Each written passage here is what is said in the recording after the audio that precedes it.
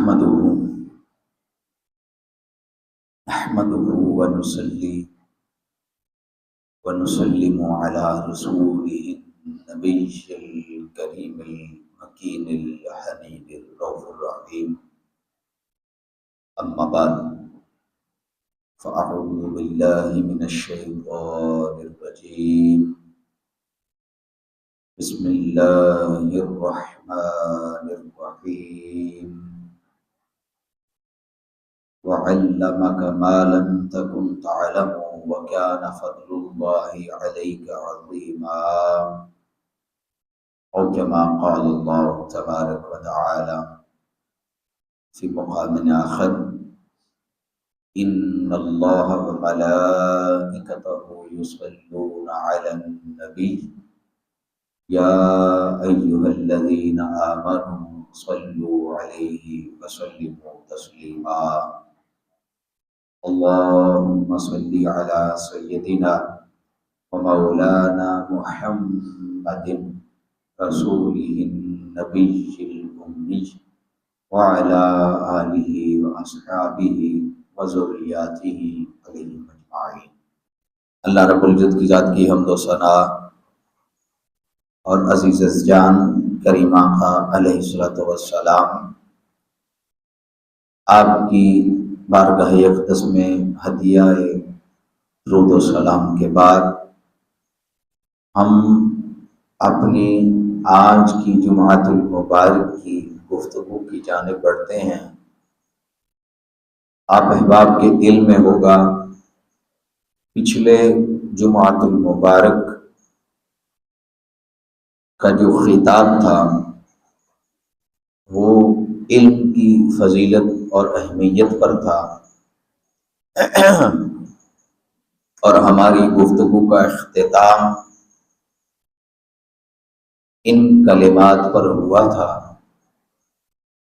اللہ رب العزت کی ذات نے علم اور حکمت سکھانے کے لیے، ہدایت دینے کے لیے اور کائنات کو جہالت سے نکال کے نور کی روشنیوں میں پہنچانے کے لیے جس شخصیت کا انتخاب فرمایا اس کا نام محمد مصطفیٰ صلی اللہ علیہ وسلم.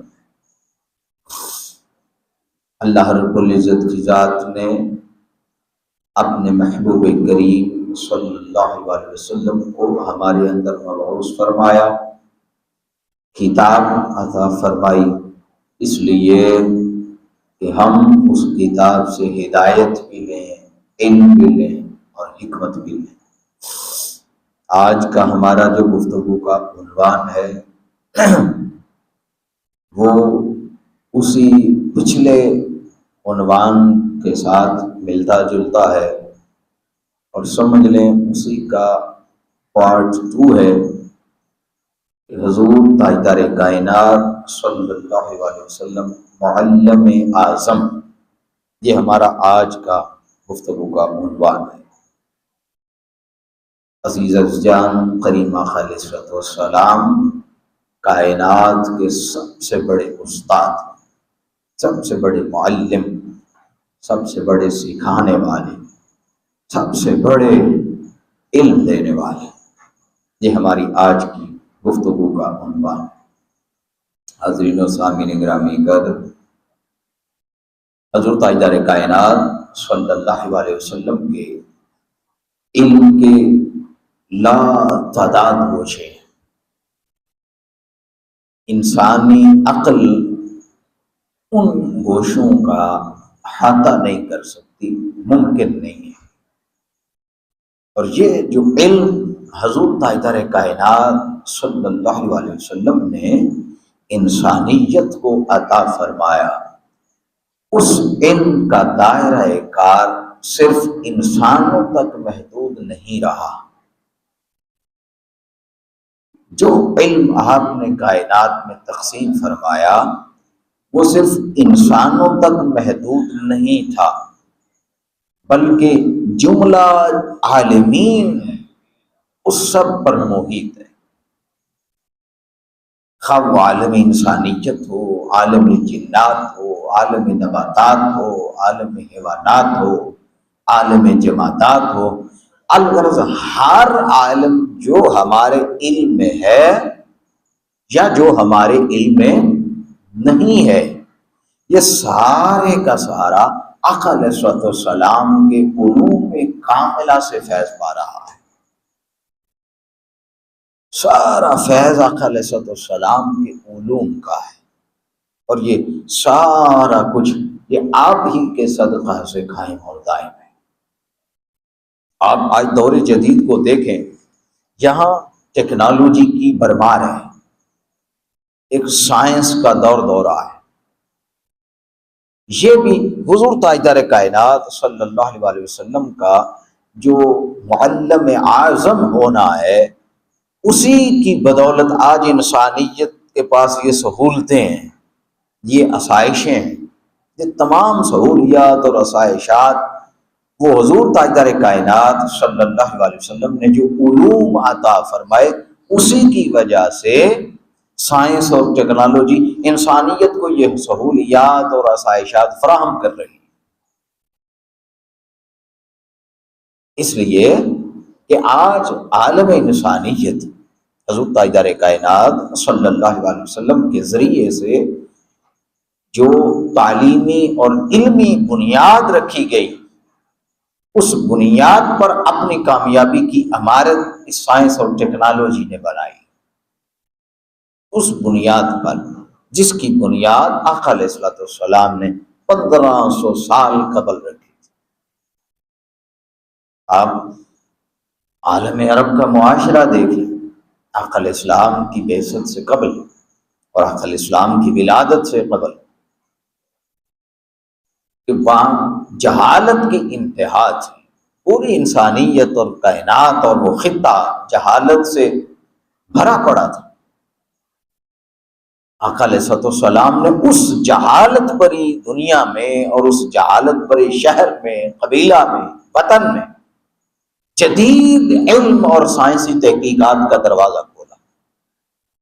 یہ اس معاشرے میں کہ جس معاشرے میں صرف 15 لوگ، پورے شہر مکہ میں صرف 15 لوگ لکھنا پڑھنا جانتے تھے، اس معاشرے میں آقا علیہ الصلوۃ والسلام نے جدید سائنس اور علوم کا دروازہ کھولا۔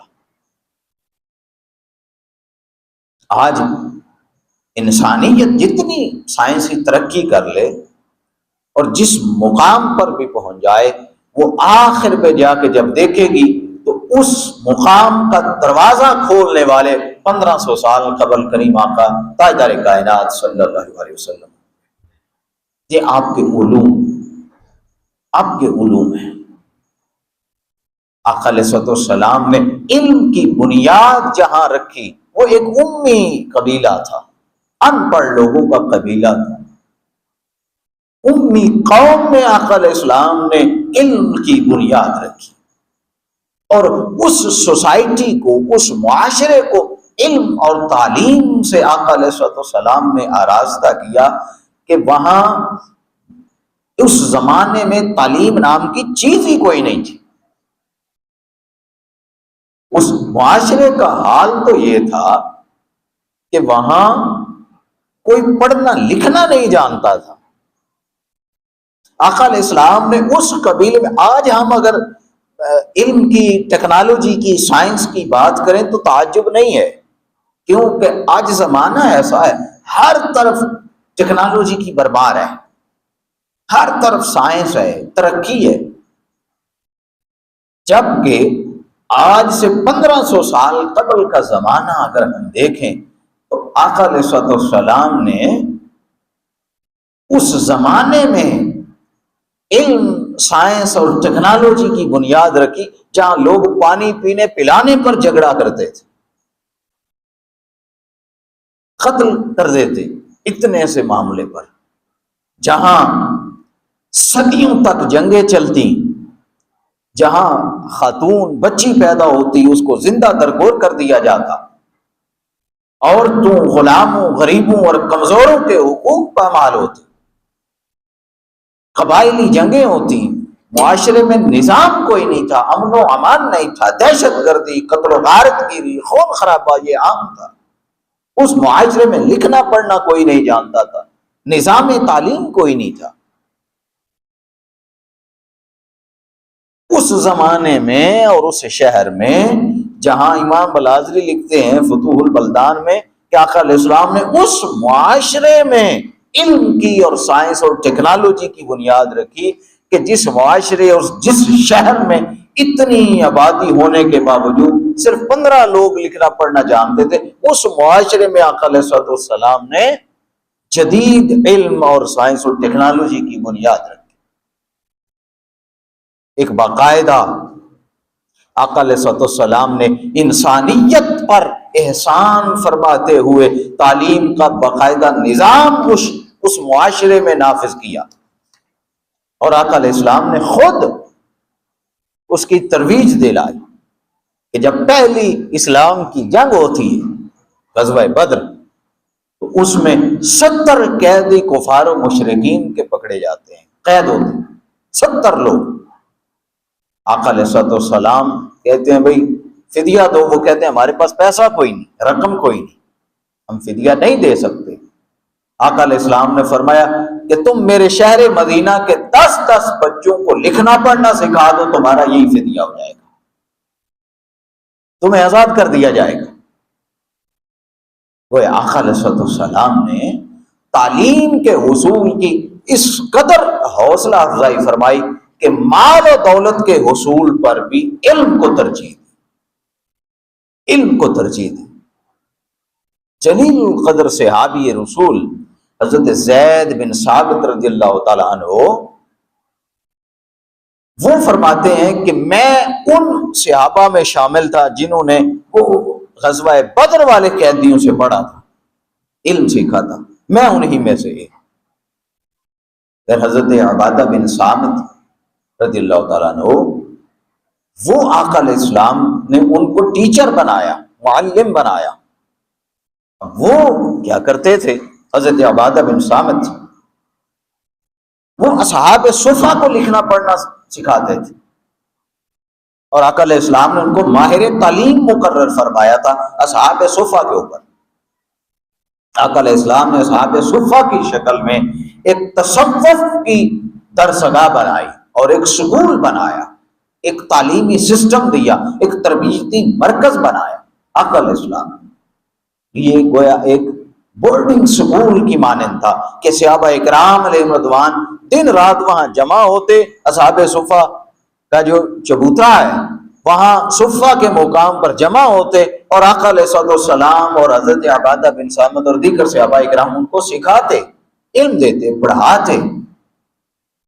آقا علیہ السلام نے پھر ڈے اسکالرز ان کو بھی اجازت مرمت فرمائی کہ وہ لوگ جن کے پاس تھوڑا تھوڑا ٹائم ہو، وہ زیادہ وقت تعلیم کے لیے نہ نکال سکیں، وہ جب جب ان کے پاس وقت ہو وہ تھوڑا بہت وقت نکالیں اور آ کے یہاں بیٹھیں اور علم حاصل کریں، یہاں تعلیم حاصل کریں۔ پھر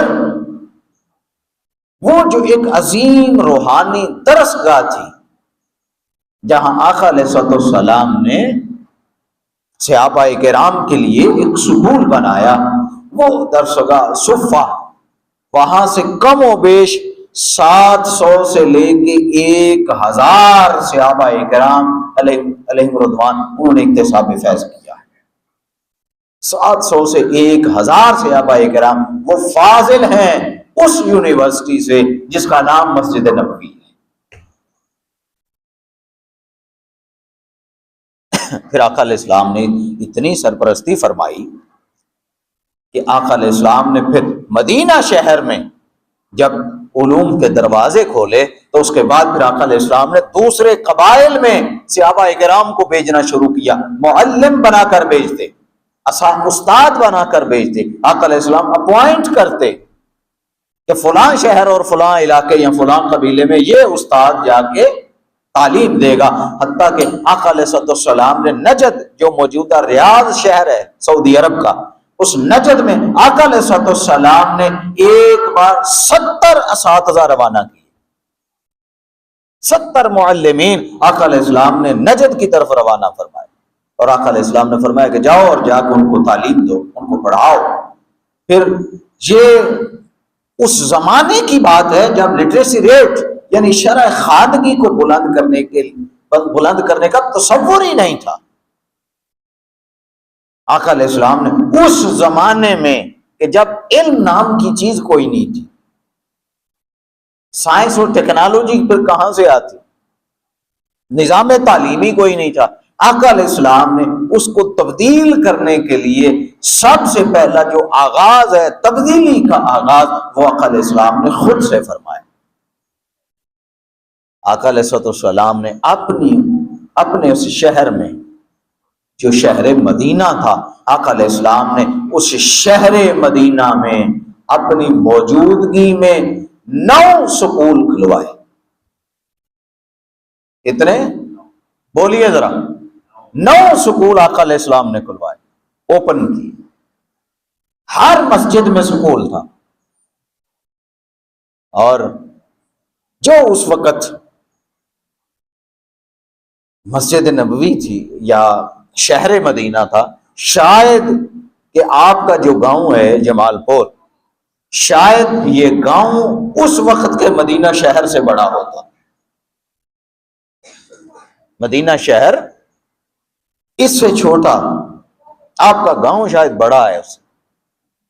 اتنے چھوٹے سے شہر مدینہ میں آقا علیہ السلام نے 9 سکول کھولے، اور اس کا مقصد صرف علم کو فروغ دینا اور علم کے کلچر کو عام کرنا تھا۔ پھر آقا علیہ السلام نے لکھنے کا باقاعدہ ایک سرکاری شعبہ قائم فرمایا۔ یہ ایسی باتیں آج آپ کو بتا رہا ہوں جو شاید آپ نے پہلے کبھی نہیں سنی ہوں، کسی نے نہیں بتائی ہوں۔ لکھنے کا جو رواج ہے، آقا علیہ السلام نے باقاعدہ وہ شعبہ پہلی مرتبہ اس کو قائم فرمایا، اور تحریری کاغذات ریٹن ڈاکومنٹ تیار کیے جاتے آقا علیہ السلام کے زمانے میں۔ اس سے پہلے ریٹن ڈاکومنٹ کا تصور نہیں تھا۔ آقا علیہ السلام نے خود 229 خطوط آقا علیہ السلام نے خود بادشاہوں اور قبیلوں کے سرداروں کو روانہ فرمائے۔ پھر اسی طرح آقا علیہ السلام نے مختلف معاہدے کیے، اور وہ معاہدے تحریر ہوئے۔ 225 وہ معاہدے سرکاری اور سفارتی دستاویزات جن کو ڈپلومیٹک اور ڈاکومنٹ آفیشل کہا جاتا ہے، وہ آقا علیہ السلام نے روانہ کیے۔ آقا علیہ السلام نے تقریباً 500 سے 1000 کے درمیان سرکاری خطوط، معاہدات، دستاویزات تحریری صورت میں روانہ فرمائی۔ گویا آقا علیہ السلام نے سب سے پہلے یہ ابتدا کی کہ ہر چیز کو لکھا جائے۔ کسی کی طرف کوئی ڈاکومنٹ بھیجنا ہے، سرکاری ہو، دستاویزی ہو، آفیشل ہو، تو اس کو تحریر کر کے آفیشلی طور پر بھیجا جائے۔ یہ آقا علیہ السلام نے وہ ڈاکومنٹیشن کا کلچر پیدا کیا۔ پھر سرکاری خطوط کے اوپر جو مہر لگتی ہے، آپ حیران ہوں گے، اس مہر کا آغاز کرنے والے بھی خود تاجدار کائنات صلی اللہ علیہ وسلم۔ آقا علیہ السلام سے قبل جتنے بادشاہ آئے اور جتنی کائنات آئی، آقا علیہ السلام سے قبل کوئی بھی مہر کو استعمال نہیں کرتا تھا۔ آج ہر شخص مہر استعمال کرتا ہے، تو یہ مہر سرکاری خطوط پر اور سرکاری ڈاکومنٹس کے اوپر یہ سٹیمپ کرنا، مہر لگانا، اس کا رواج بھی آقا علیہ السلام نے دیا، تاکہ پتہ چل جائے کہ یہ آفیشیل ڈاکومنٹ ہے، یہ جعلی نہیں ہے، کسی نے بنا کے نہیں بھیجا، یہ آفیشیل سرکاری سطح سے آیا۔ اس کا رواج بھی آقا علیہ السلام نے دیا۔ پھر اسی طرح تخصص ہے، یہ علم کا، جیسے آپ کہتے ہیں تخصص فی الحدیث ہے، تخصص فی الفقہ ہے، یا کسی بھی سبجیکٹ میں اسپیشلائزیشن ہے، تو یہ اسپیشلائز کا جو ایک اصول ہے، جس کی ابتدا ہے، یہ بھی آقا علیہ السلام کے زمانہ سے شروع۔ حضرت عمر بن خطاب رضی اللہ تعالیٰ عنہ وہ فرمایا کرتے کہ لوگوں جو شخص قرآن میں تخصص کرنا چاہے یعنی اسپیشلائزیشن کرنا چاہے، وہ قرآن میں اتھارٹی بننا چاہے، اسے چاہیے کہ وہ حضرت ابی بن کعب کے پاس جائے اور جا کے قرآن اس سے سیکھے، وہ قرآن کا مفتی بنا دے گا اسے۔ ابی بن کعب کے پاس جائے، جو قانون سمجھنا چاہے، لا قانون سمجھنا چاہے، وہ حضرت معاذ بن جبل کے پاس جائے، وہ جا کے ان سے قانون سیکھے، وہاں تخصص کرے، اسپیشلائزیشن کرے وہاں سے۔ اور جو فرائض کو، وراثت کو، واجبات کو سمجھنا چاہے، وہ حضرت زید بن ثابت کے پاس جائے، اور جو خزانے کو، حساب کتاب کو اور مالیات کو، اکاؤنٹنگ اینڈ فینانس کے سسٹم کو سمجھنا چاہے، اس کا علم لینا چاہے، اس میں اسپیشلائزیشن کرنا چاہے، وہ مجھ عمر بن خطاب کے پاس آ جائے، میں یہ سارے علوم اس کو سکھا دوں گا۔ پھر حضرت عمر بن خطاب سے بھی بڑی علم میں بڑی شخصیت سامنے آئی، مولا کائنات علی المرتضیٰ کرم اللہ وجہ الکریم۔ انہوں نے فرمایا کہ یہ عمر بن خطاب تو آپ کو رستہ دکھا رہے ہیں نا، کہ لا سیکھنا ہے تو معاذ بن جبل کے پاس جاؤ، قرآن سیکھنا ہے تو ابی بن کعب کے پاس جاؤ، پھر آپ نے وراثت کو سیکھنا ہے تو زید بن ثابت کے پاس جاؤ، خزانہ، حساب و کتاب اور اکاؤنٹنگ اینڈ فینانس سیکھنا ہے تو عمر بن خطاب کے پاس جاؤ۔ ارے تم صرف اور صرف علی کے پاس آ جاؤ، علی سارے علوم تمہیں عطا کر دے گا۔ علی تنہا یہ سارے علوم میں تخصص کر چکا ہے، علی اسپیشلائزیشن کر چکا ہے ہر مضمون میں، علی کے علم کا یہ عالم ہے۔ تو جو یہ سارے علوم کسی ایک جگہ سے لینا چاہے، وہ علی المرتضیٰ کے پاس آ جائے، یہ ان کے علم کا عالم تھا۔ اور یہ علم کہاں سے جنم لیا، کہاں سے پھوٹا؟ آقا علیہ الصلوۃ والسلام کی ذات اقدس سے۔ پھر اسی طرح آقا علیہ الصلوۃ والسلام نے صحابہ کرام کو مختلف زبانیں سیکھنے کا حکم فرمایا کہ جاؤ اور زبانیں سیکھو۔ آقا علیہ الصلوۃ والسلام نے حضرت زید بن ثابت کو اپنا چیف سیکرٹری بنایا، چیف سیکرٹری تھے حضرت زید بن ثابت رضی اللہ تعالیٰ عنہ۔ انہوں نے آقا علیہ الصلوۃ والسلام کے حکم پر سریانی اور عبرانی زبانوں کو سیکھا۔ پھر آقا علیہ السلام نے دیگر صحابہ کرام کو حکم فرمایا، پھر فارسی، ایتھوپین، شامی، یونانی اور اس وقت کی عالمی طاقتوں اور دیگر اقوام کی جو زبانیں تھیں وہ صحابہ کرام نے سیکھی، اور وہ سیکھ کے پھر عالم پوری دنیا میں گئے اور جا کے اسلام کے جھنڈے گاڑے۔ یہ ایسی باتیں ہیں، یہ آپ نے آج سے پہلے نہیں سنی ہوں گی، کسی نے نہیں بتائی ہوں گی، آج پہلی مرتبہ آپ سن رہے ہوں گے اور آپ محظوظ ہوں گے، آپ کو مزہ آئے گا سننے میں۔ تو وہ جو ایک آقا علیہ الصلوۃ والسلام نے کالج بنایا صفا، وہ جو یونیورسٹی تھی مسجد نبوی کے اندر صفا، وہ روحانی درسگاہ، وہاں صرف قرآن یا حدیث نہیں پڑھائی گئی بلکہ وہاں لا پڑھایا گیا، قانون، وہاں تھیولوجی پڑھائی گئی، عقیدہ، وہاں موریلٹی، اخلاقیات کو پڑھایا گیا، وہاں سوشیالوجی کو پڑھایا گیا، ریاضی پڑھائی گئی، طب، میڈیسن کو پڑھایا گیا، علم الفلکیات، اسٹرانومی کو پڑھایا گیا، پھر زراعت پڑھائی، تجارت پڑھائی، کامرس اور امور خارجہ جس کو فارجن پالیسی کہتے ہیں، یہ سارے علوم اس اصحاب صفا کو سکھائے جاتے تھے۔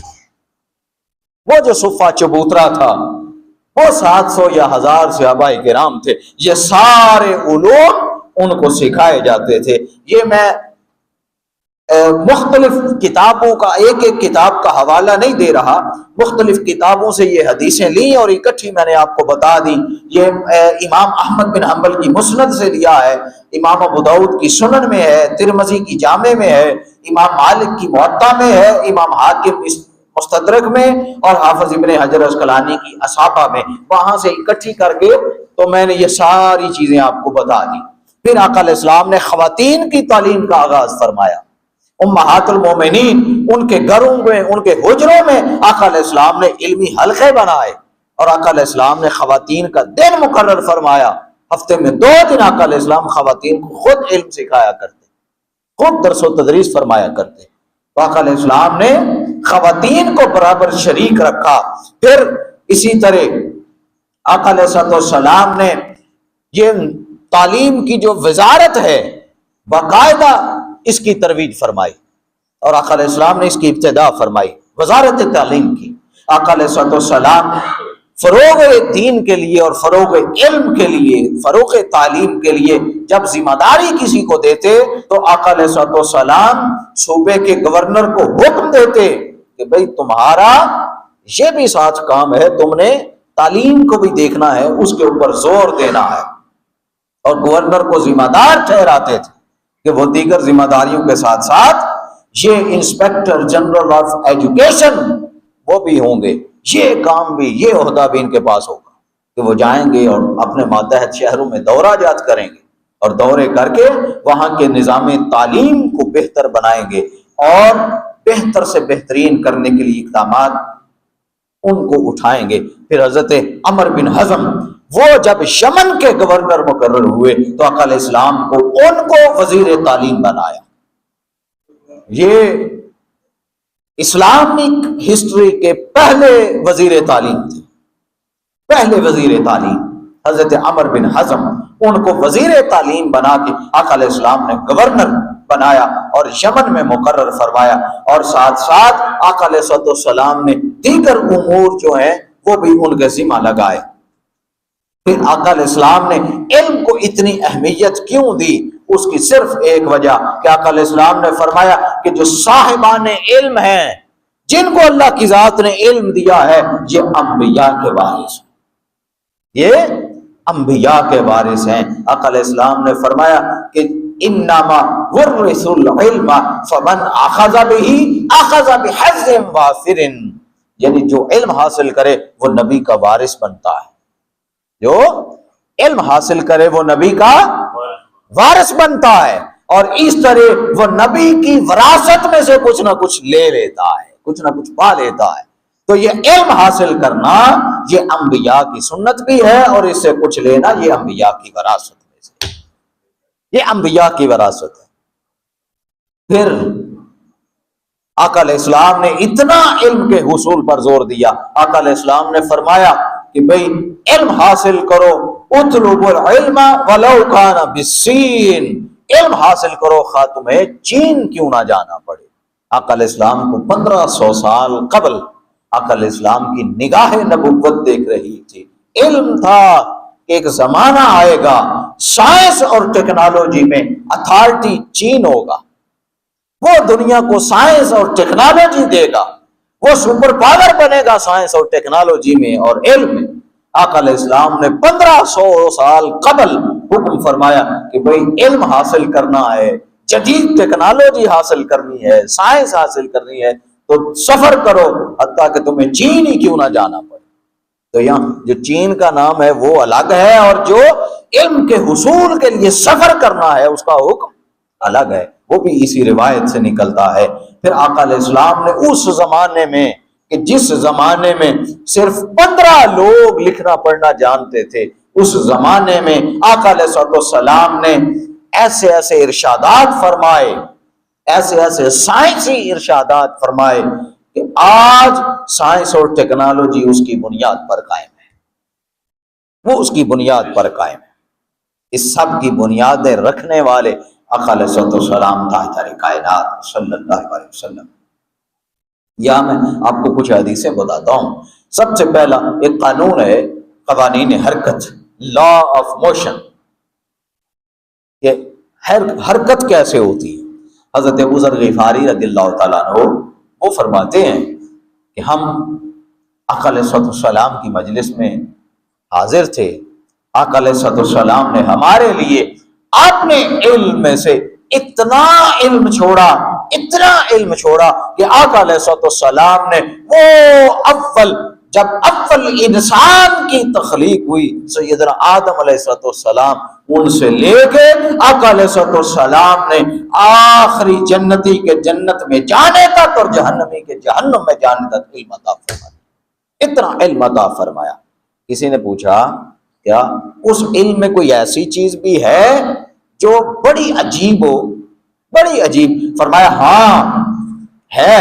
آقا علیہ السلام نے ہمیں عجیب چیز بھی بتائی، وہ یہ وما یحرک طائر جناحہ فی السماء۔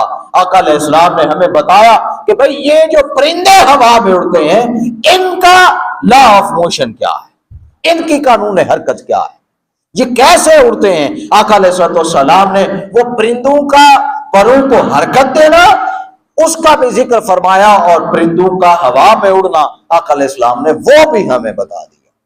تو پھر اسی طرح آقا علیہ السلام نے جب پرندوں کے ہوا میں اڑنے کے اصول بیان فرمائے اور لاز آف موشن کے اصول بیان فرمائے کہ فضا کے اصول کیا ہیں، فضا میں اڑنے کے اصول کیا ہیں، یعنی جب پرندہ پر ہلا کر اڑتا ہے اس کی سائنس بھی آقا علیہ السلام نے بتائی، اور جب پرندہ بغیر پروں کو ہلائے اڑتا ہے آقا علیہ السلام نے اس کی بھی سائنس فرمائی، بیان کر دی، اور آقا علیہ السلام یہ سارے قوانین دے دیے۔ سائنس نے پھر جب ترقی کی انہوں نے پھر نیوٹن اور آئنسٹائن جیسے سائنسدانوں کو جنم دیا، پھر یہ لاز آف موشن پھر یہ انہوں نے دوبارہ بیان کیے، وہ ریسرچ کرتے رہے۔ آقا علیہ السلام نے ماڈرن ایویشن اس کے بنیادی اصول بتا دیے۔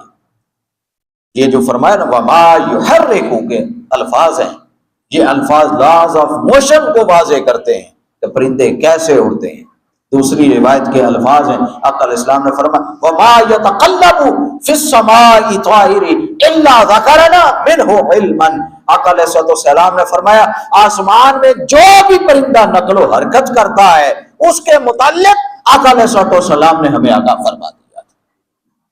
اتنا علم آقا علیہ السلام نے اسے ایک نشست میں عطا فرمایا، اتنا علم۔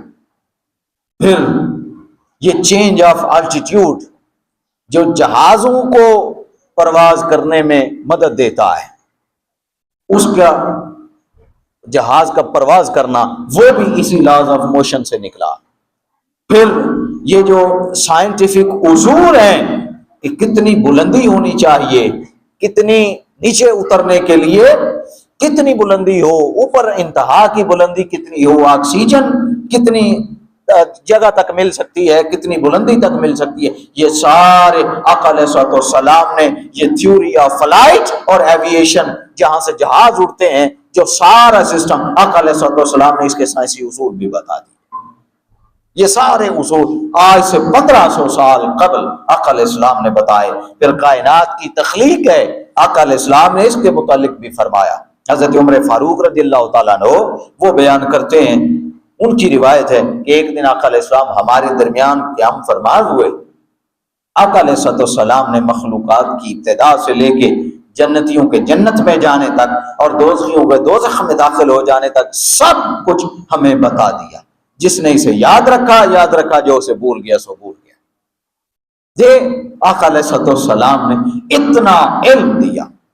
آقا علیہ السلام نے تخلیق کائنات کے متعلق جو فرمایا how this universe was created, یہ کائنات کیسے بنی، کس طرح بنی، کیسے ایکسپلوژن ہوا، کیسے بگ بینگ ہوا، کس طرح مادہ بنا، کس طرح انرجی بنی، کس طرح فورسز بنی، یہ کائنات کس طرح ایکسپینڈ ہوئی، یہ کائنات کے آغاز سے لے کے قیامت اینڈ آف دا ٹائم تک آقا علیہ السلام نے صحابہ اکرام علیہ رضوان کو سارا علم عطا فرمایا، سارا آقا علیہ السلام نے بتا دیا، اتنا علم تقسیم فرمایا آقا علیہ السلام نے۔ پھر ذرائع آمد و رفت، سواریاں، ان کے متعلق آقا علیہ السلام نے قبل از وقت بتا دیا کہ یہ کتنی ترقی کریں گے، کتنی ترقی ہوگی، اس کا بھی بتایا۔ آقا علیہ السلام اس زمانے میں جدید سفر اور جدید سواریوں کی بات کر رہے ہیں جس زمانے میں لوگ گھوڑوں اور خچروں اور اونٹوں پر سفر کرتے ہیں،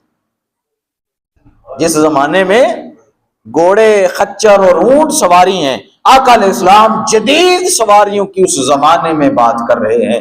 یہ بھی حضرت عبداللہ بن عمر وہ فرماتے ہیں آقا علیہ السلام نے صحابہ کرام سے فرمایا کہ سیکون فی آخری امتی رجال یرقبون علی سروج کاشباہ الرحال، میری امت کے آخری دور میں ایک ایسا زمانہ بھی آئے گا کہ لوگ اونٹ، گھوڑے اور گدھے کی سواریوں کی بجائے نئی اور بڑی بڑی سواریاں استعمال کریں گے، یعنی اونٹ، گھوڑے اور خچر یہ استعمال نہیں ہوں گے، گدھے استعمال نہیں ہوں گے، بلکہ بڑی بڑی نئی نئی سواریاں آ جائیں گی، موڈز آف ٹریولنگ یہ تبدیل ہو جائیں گے اور لوگ ان پر سواری کریں گے۔ یہ آقا علیہ السلام نے فرمایا۔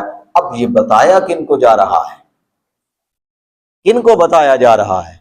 کہ جو خود گھوڑے اور خچر پر سواری کر رہے ہیں، جو گدھے پر سواری کرتے ہیں، جو اونٹ پر سواری کرتے ہیں، وہ حیران ہوتے ہیں آقا علیہ السلام کن سواریوں کی بات کر رہے ہیں، آقا علیہ السلام کس چیز کی بات کرتے ہیں۔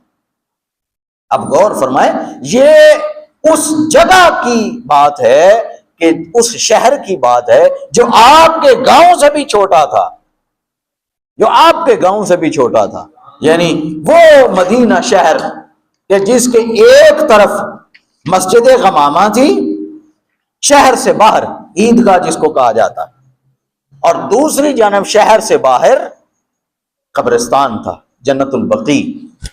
یہ دونوں، مسجد غمامہ بھی اور جنت البقیع، عیدگاہ اور قبرستان، یہ دونوں شہر سے باہر ہوا کرتے تھے، ان دونوں کے درمیان شہر مدینہ تھا۔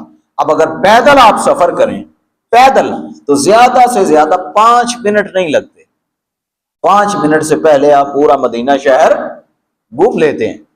تو وہ 5 منٹ میں پیدل جس شہر میں آپ گھوم سکتے ہیں، آقا علیہ السلام اس شہر میں بتا رہے ہیں جدید سواریوں کا۔ اور آقا علیہ السلام نے مزید فرمایا سَيَكُونُ آخری هَذِهِ الْأُمَّةِ رِجَالٌ يَرْكُبُونَ عَلَى الْمَيَاسِرِ، بھئی ہوگا ایسے، آخری زمانے میں ایسا وقت آئے گا کہ لوگ میاسر پر سفر کریں گے، میاسر پر سفر کریں گے۔ اب یہ میاسر جو ہے، اس کی اگر تشریح کی جائے تو یہ مؤثر ہوگا، اور چونکہ عربی زبان میں ٹے کوئی نہیں، ٹی جس کو کہتے ہیں ٹے، موٹر، تو وہ موٹر استعمال نہیں کر سکتا، عربی زبان میں ٹے نہیں ہے، تو پھر وہ ٹی کی آواز اور ٹے کی آواز نکالنے کے لیے وہاں سے کی آواز نکالتے ہیں، فا۔ تو آقا علیہ السلام نے بتا دیا کہ بھئی ایک زمانہ ایسا آئے گا کہ یہاں لوگ بڑی بڑی موٹروں پر سفر کریں گے، بڑی بڑی سواریاں ہوں گی، موٹریں ہوں گی۔ وہ کہتے ہیں، جو راوی ہیں حدیث کے، وہ کہتے ہیں میں نے اپنے والد سے پوچھا، اے ابا جان یہ میاسر کیا ہے، اس سے کیا مراد ہے، یہ کون سی چیزیں ہیں؟ تو میرے والد نے مجھے بتایا کہ بیٹے دیکھی تو کوئی نہیں ہے، لیکن اندازہ ہے کہ یہ کوئی بڑی بڑی سواریاں ہوں گی، دیکھی نہیں ہے لیکن اندازہ ہے کہ یہ کوئی بڑی بڑی سواریاں ہوں گی، یہ بڑی بڑی موٹر کاریں اور بڑی بڑی گاڑیاں، یہ اس زمانے میں بتائی جا رہی ہیں جب جدید سفر بالکل نہیں تھا، جب مشینری بالکل نہیں تھی، جب ماڈرن ٹیکنالوجی نہیں تھی، جب ماڈرن ورلڈ کا ویژن نہیں تھا۔ آقا علیہ السلام 1500 سال قبل یہ سارا پیغام دے رہے ہیں اور لوگوں کو بتا رہے ہیں، انسانیت کو بتا رہے ہیں، لوگوں اگر کسی کو شک شبہ ہو تو آؤ میری سائنس اور ٹیکنالوجی کے اوپر جو پیشن گوئیاں ہیں ان کو اٹھا لو، تمہیں سمجھ آ جائے گی کہ کائنات میں معلم اعظم کہلانے کا حقدار کون سا شخص ہے۔ اگر کائنات میں معلم اعظم کسی ہستی کو کہا جا سکتا ہے تو وہ صرف ذات محمد مصطفیٰ ہے صلی اللہ علیہ وسلم، کہ جنہوں نے سب سے زیادہ علوم کائنات کو عطا فرمائے۔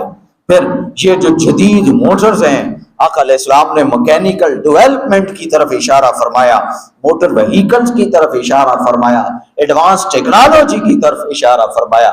پھر آقا علیہ السلام نے سائنس آج کہتی ہے کہ یہ زمین جب سے بنی ہے یہ مسلسل پھیلتی جا رہی ہے، مسلسل پھیلتی جا رہی ہے، اور ایک وقت آئے گا کہ پھر یہ سکڑنے لگ جائے گی، پھر یہ سکڑنے لگ جائے گی، اور جب یہ سکڑ جائے گی پھر قیامت برپا ہو جائے گی۔ ابھی تک یہ پھیل رہی ہے، یہ کائنات کے سائنسدان کہتے ہیں۔ آقا علیہ السلام نے بھی اس کے متعلق ارشاد فرمایا، کائنات کے سکڑنے اور پھیلنے کے ٹائم اینڈ سپیس اور ماڈرن فزکس اور آسٹرو فزکس کے متعلق اس کے علوم بھی آقا علیہ السلام نے 1400 سال پہلے عطا فرمائے۔ حضرت انس بن مالک رضی اللہ تعالیٰ عنہ وہ راوی ہیں، آقا علیہ السلام نے فرمایا کہ ایک زمانہ ایسا آئے گا کہ وہ قیامت سے قبل کا زمانہ ہوگا، قیامت اس کے بالکل قریب ہوگی۔ فرمایا کہ زمانہ سمٹ جائے گا، حتیٰ کہ سال مہینے جتنا، مہینہ ہفتے جتنا، اور ہفتہ دن کے برابر ہوگا، اور دن ایک گھڑی جتنا، اور ایک گھڑی ایسے ہوگی جیسے آگ بھڑکتی ہے، یعنی ایک گھڑی ایسے جیسے تیلی لگائیں اور آگ بھڑک اٹھے، گھڑی ایسے گزرے۔ یہ آقا علیہ السلام نے فرمایا آج کا جو زمان و مکان کا پھیلاؤ ہے، جو ایکسپینشن آف ٹائم ہے اور جو ایکسپینشن آف سپیس ہے، یہ تمام کائنات کی جو گریویشن ہے یہ آقا علیہ السلام نے بتا دی۔ یہ گریویٹیشن کی وجہ سے کائنات جب سے بنی ہے پھیلتی جا رہی ہے، اور اس کی گریویٹیشنل پاور کمزور سے کمزور تر ہوتی چلی جا رہی ہے۔ پھر ایک ایسا وقت آئے گا کہ جب یہ امبیلنس ہو جائے گی، پھر سکڑنے لگ جائے گی، جیسے پھیلی تھی ویسے سکڑ جائے گی۔ جب پھیلاؤ کی وجہ سے سورج 24 گھنٹے بعد نکلتا ہے، پھر سال اور مہینوں کا موجودہ فاصلہ طے ہوتا ہے، جب یہ کائنات سکڑنے لگ جائے گی پھر یہ جو فاصلہ ہے یہ سکڑنے لگ جائے گا۔ پھر چاند اور سورج کی جو حرکت ہے، جو اس کا مدار ہے، وہ تیز ہو جائے گا، اور تیز ہوتے ہوتے پھر جیسے آقا علیہ السلام نے فرمایا اس طرح مہینوں اور سالوں اور ہفتوں کی بات آ جائے گی۔ پھر آقا علیہ السلام نے فرمایا اقتربت الساعہ، جب یہ پھیلنا ختم ہو جائے گا، زمین سکڑ جائے گی، کنٹریکشن ہوگا، تو پھر اقتربت الساعہ، وہ لمحہ ہوگا کہ جب قیامت برپا ہو جائے، اس لمحے قیامت برپا ہوگی۔ سائنس بھی یہی کہتی ہے کہ جب یہ زمین سکڑ گئی، یہ سسٹم سکڑ گیا، یہ نظام کائنات سکڑ گیا، تو پھر جیسے بگ بینگ ہوا تھا، ایک تھیوری وہ پیش کرتے ہیں، ایک دھماکہ ہوا اور کائنات بنی، پھر اسی طرح ایک دھماکہ ہوگا اور یہ کائنات ختم ہو جائے۔ آقا علیہ السلام 1400 سال قبل یہ سارے علوم انسانیت کو عطا فرمائے۔ پھر آقا علیہ السلام نے ٹیلی کمیونیکیشن، ذرائع ابلاغ، اس کے متعلق آقا علیہ السلام نے 1400 سال پہلے عطا فرمایا۔ آقا علیہ السلام نے پیغام رسانی کے موجودہ جو جدید ذرائع ہیں ان کے متعلق ارشاد فرمایا۔ حضرت ابو سعید خدری وہ روایت کرتے ہیں، آقا علیہ السلام نے فرمایا والذی نفسی بیدیہ لا تقوم الساعۃ حتی تکلم السباع والانس، مجھے اس ذات کی قسم جس کے قبضہ قدرت میں میری جان ہے، قیامت اس وقت تک قائم نہ ہوگی یہاں تک کہ درندے انسانوں سے کلام کریں، یہاں تک کہ درندے انسانوں سے کلام کریں گے۔ آج آپ اس کی بھی نشانی دیکھ لیں کہ جب آپ مختلف ملکوں کا سفر کرتے ہیں، ایئرپورٹ کے اوپر جاتے ہیں، مشینری کے بعد آپ کی جو تلاشی ہوتی ہے وہ وہاں کے جو پالتو جانور ہیں، کتے، تفتیشی کتے، وہ آپ کی تلاشی لیتے ہیں، وہ سونگھتے ہیں، وہ چیک کرتے ہیں۔ اگر کسی قسم کا کوئی معاملہ ہو، وہ بگاڑ ہو، تو وہ فوراً جا کے اپنے مالک کو بتاتے ہیں کہ اس بندے کو گرفتار کر لو، اس کے پاس کوئی چیز ہے، ورنہ اگر بندے کے پاس کچھ نہ ہو تو پھر وہ چھوڑ دیتے ہیں۔ تو وہ تفتیشی کتے وہ انسان سے کلام کرتے ہیں، وہ انسان کو بتاتے ہیں کہ بھائی اس میں پرابلم ہے، یہ غیر قانونی کام کر رہا ہے، اس کو پکڑ لو یا اس کو چھوڑ دو۔ تو وہ آج اپنے معاشرے میں دیکھ لیں کہ آپ نے کتا رکھا ہو، آپ کا کتا آپ کے پاس بیٹھ جائے، آپ ایک زبان میں کہتے ہیں اٹھ جا، وہ اسی وقت وہیں سے اٹھ جاتا ہے۔ وہ دور گیا، آپ اس کو آواز دیں بھائی جلدی آ، ناس گیا، وہ کتا وہیں سے بھاگتا چلا آتا ہے۔ وہ اشاروں کنایوں میں وہ آپ سے باتیں کرتا ہے، آپ اس سے باتیں کرتے ہیں، سمجھتے ہیں ایک دوسرے کی بات۔ تو آقا علیہ السلام نے فرمایا کہ جانور وہ انسانوں سے کلام کریں گے، یہ قیامت کی نشانی ہے۔ پھر آقا علیہ السلام نے فرمایا حتی تکلم الرجل عذبۃ صوتہ وشراک نعلہ، پھر ایک ایسا زمانہ آئے گا کہ انسان کے چابک کی رسی اس سے کلام کرے گی، اور جوتے کا تسمہ انسان کس گفتگو کرے گا۔ یہ آقا علیہ السلام نے فرمایا۔ اب وہ چابک کی رسی اور جوتے کا تسمہ وہ ذرا تشبیہ دیں آج کے زمانے میں۔ آپ P T C L phone استعمال کرتے ہیں، P T C L phone استعمال کرتے ہیں یا دیکھا تو ہوگا، وہ ایک باریک سی تار ہوتی ہے اس کے ساتھ، وہ آپ کے پاس یہاں وہ فون پڑا ہے اور آپ وہ دنیا کا آخری ملک وہاں پہ اس کے ساتھ ناروے میں اور آسٹریلیا میں اور امریکہ میں اور جاپان میں اور سعودی عرب جہاں چاہیں آپ اس سے بات کر رہے ہیں۔ تو آقا علیہ السلام نے فرمایا کہ یہ جدید آلات ہوں گے ٹیلی کمیونیکیشن کے، کہ انسان کے ساتھ اس طرح باتیں ہوں گی کہ اس کے جوتے کا تسمہ، یعنی یہ مثال ہے، تشبیہ ہے کہ وہ تاریں کیبلز ہوں گی، وہ کیبلز کے ذریعے انسان ایک دوسرے سے گفتگو کرے گا۔ پھر اسی طرح آقا علیہ السلام نے بکنگ سسٹم اس کے متعلق ارشاد فرمایا، کیمرے اور وائس ریکارڈنگ، یہ بھی آقا علیہ السلام کے اسی فرمان کی تشریحات سے نکلتے ہیں۔ یعنی آج جو ماڈرن ٹیکنالوجی ہے جو پوری دنیا میں استعمال ہو رہی ہے، اس کو عطا کرنے والے بھی 1400 سال پہلے آنے والے تاجدار کائنات صلی اللہ علیہ وسلم، وہ معلم اعظم حضور تاجدار کائنات۔ پھر بحری جہاز ہیں، آقا علیہ السلام نے وارشپس کے متعلق ارشاد فرمایا، اور آقا علیہ السلام اس وقت ارشاد فرما رہے تھے جب لوگ گھوڑوں اور خچروں پر سواری کرتے، صحراؤں کا سفر ہوتا، زمینی سفر تھا۔ آقا علیہ السلام اس زمانے میں یہ بتا رہے ہیں۔ آقا علیہ السلام کے زمانے میں بحری سفر نہیں ہوا، یہ خلفائے راشدین کے زمانے میں جب قبرص یعنی سائپرس، جسے آج سائپرس یا سائپرس جسے کہتے ہیں، وہ فتح ہوا، تب صحابہ کرام کو پتا چلا کہ بحری سفر کیا ہوتا ہے۔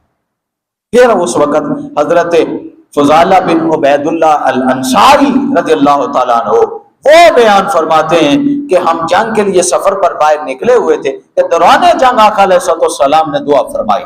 آقا علیہ السلام نے فرمایا، اے اللہ وعلی الرطب والیابس فی البر والبحر، اے اللہ خشک و تر پر سفر کرنے والوں پر بھی کرم کر اور سمندری سفر کرنے والوں پر بھی رحم کر۔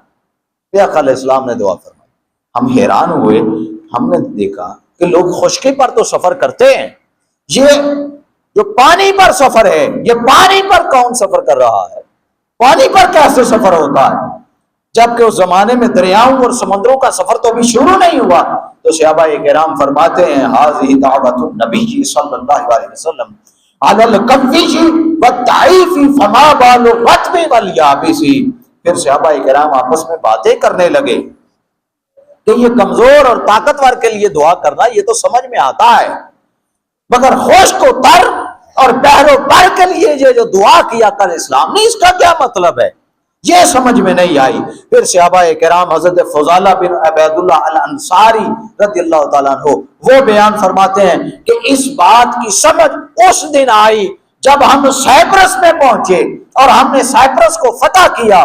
تو ہم سائپرس کو فتح کرنے کے لیے بحری جہازوں میں بیٹھ کر گئے اور ہم نے بحری سفر کیا، اس زمانے میں شپس پر سفر کیا۔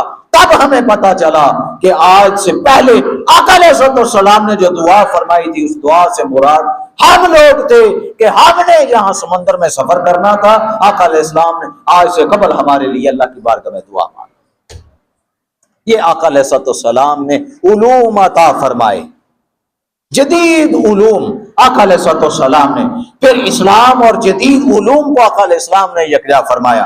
مختصراً اب ٹائم ختم ہو گیا ہے، مختصراً آخری بات عرض کر رہا ہوں۔ آقا علیہ السلام نے جدید علوم اور ٹیکنالوجی اور سائنس اس کو یکجا فرمایا۔ آقا علیہ السلام نے جو علوم اس کائنات کو اور انسانیت کو عطا فرمائے، آقا علیہ السلام نے میڈیکل سائنس کے علوم دیے، باٹنی کے علوم دیے، میکینکس کے علوم آقا علیہ السلام نے دیے، zoology, biology, geology, ophthalmology, anaesthesia, پھر chemistry, mathematics, physics, dynamics, sociology, geography, communication, astronomy, پھر astrology, algebra, geometry, pharmacology, surgery, engineering, technology, الغرض جتنے علوم و فنون آج موجود ہیں، جو علوم و فنون آج ہم دیکھ رہے ہیں، یہ آج سے 1400 سال قبل آقا علیہ الصلوۃ والسلام نے انسانیت کو عطا کر کے ان کے اوپر احسان فرما دیا۔